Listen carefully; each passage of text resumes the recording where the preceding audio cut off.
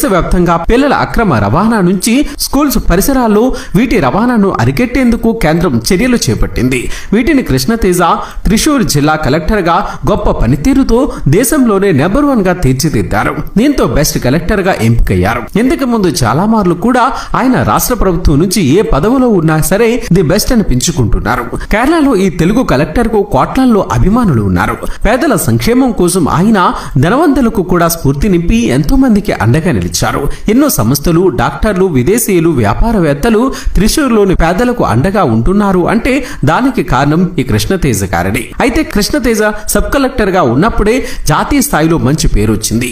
అలపి జిల్లా sub collector గా ఉన్న కృష్ణతేజకు అకాల వర్షాలు అగ్ని పరీక్షలా నిలిచాయి. ఎంతలా అంటే వరదలకు జిల్లా మొత్తం మునిగిపోయింది. పేదలకు కనీసం తినడానికి తిండి, తాగడానికి నీళ్లు కూడా లేకుండా సాయం కోసం ఎదురు చేస్తూ ఉన్నారు. దీంతో ఆయన వరదల ప్రాంతంలోనే క్యాంప్ ఆఫీస్ ఏర్పాటు చేసి ప్రతి చోటకు సాయం అందేలా కష్టపడ్డారు. వాస్తవానికి లోతట్టు ప్రాంతాలకు వెళ్లాలి అంటే సాయం చేసే సిబ్బంది కూడా భయపడిపోయారు. కానీ కృష్ణతేజ వారికి కావాల్సిన బోట్లు, ఇతర సామాగ్రిని అందజేసి వెంటనే వారికి సాయం అందేలా చేశారు.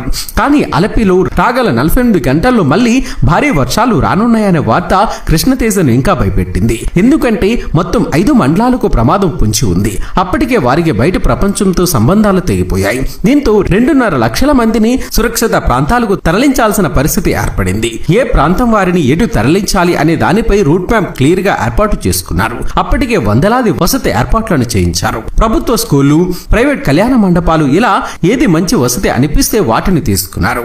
భోజనాలను ఏర్పాటు చేయడంతో పాటు మందులు, వృద్ధులకు అత్యవసర మెడిసిన్స్ ను అలాగే డాక్టర్లకు కూడా అందుబాటులో ఉంచారు.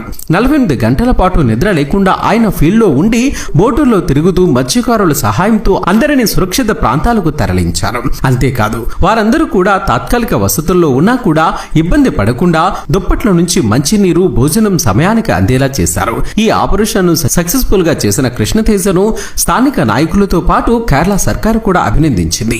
అలా కేరళకే హీరో అయిపోయారు కృష్ణతేజ గారు. మరి హీరో ఉంటే విలన్స్ ఖచ్చితంగా ఉంటారు కదా. ఆయన ఎంట్రీలోనే రిసార్ట్ మాఫియా సవాలుగా మారింది. దాదాపుగా 300 కోట్లకు పైగా విలువ చేసి ఓ 3 ఎకరాల చిన్న దీవిని మాఫియా ఆక్రమించింది. ఇది గ్రీన్ బఫర్ జోన్ లో ఉంది. నిర్మాణాలకు అనుమతి లేదు. కానీ స్థానిక అధికారులు, నాయకులతో కుమ్మక్కైన మాఫియా రెచ్చిపోయింది. క్యాపికో రిసార్ట్ ను టచ్ చేసేందుకు ఎవరికీ ధైర్యం లేదు. సరస్సు మధ్యలో ఉండే ఈ ప్రాంతంలో దాదాపు 54 లగ్జరీ విల్లాలను కట్టారు.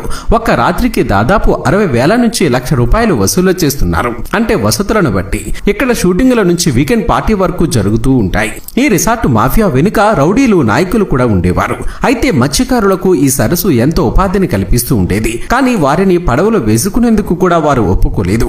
ఎవరైనా ధైర్యం చేస్తే రౌడీలు కొట్టి పడవలను ధ్వంసం చేసేవారు. ఆ తర్వాత 3 ఎకరాల సరస్సును పూడ్చుకుంటూ ఏకంగా 10 ఎకరాలను చేసుకున్నారు. దీంతో కొంతమంది మత్స్యకారు యువకులు ఎదురు తిరిగారు. బహిరంగంగా పోరాటం చేస్తే లాభం లేదని కోర్టుకెళ్లారు. కోర్టు మత్స్యకారులకు అనుగుణంగా తీర్పిచ్చింది. సరిగ్గా అప్పుడే అలప్పి కలెక్టర్ గా వచ్చారు కృష్ణతేజ. ఆ రిసార్టులను ఖాళీ చేయించే బాధ్యత కూడా ఆయన మీదే పడింది. కానీ అప్పటికే ఫోన్లు, బెదిరింపులు కూడా మొదలయ్యాయి. ఆర్డర్స్ ను పక్కన పెట్టండి, మేం చూసుకుంటాం, మీకేం కావాలో చెప్పండి, ఇచ్చేస్తామని బెదిరించారు. కానీ ఏమీ మాట్లాడకుండా ఆ మర్నాడు భారీ పోలీస్ బందోబస్తుతో వెళ్లి కోట్ల విలువ చేసే విలాలను మొత్తం ధ్వంసం చేసేశారు. బుల్డోజర్లు విలాలను కోలగొడుతుంటే జనం కేరింతలు కొట్టారు. విజిల్స్ తో మోత మోగించారు. ధైర్యంగా ముందుకు వచ్చి ప్రజల తరపున పనిచేస్తున్న కృష్ణతేజ గారికి జనం జేజేలు కొట్టారు.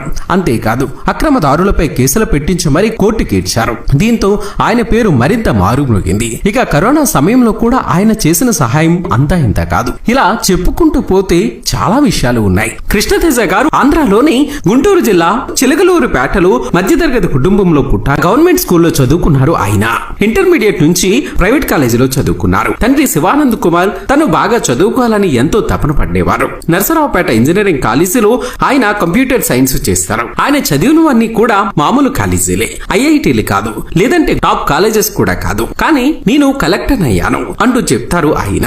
ఇక పవన్ కళ్యాణ్ గారు కూడా కృష్ణతేజ సేవాగుణానికి ఫ్యాన్ అయ్యారు అంటే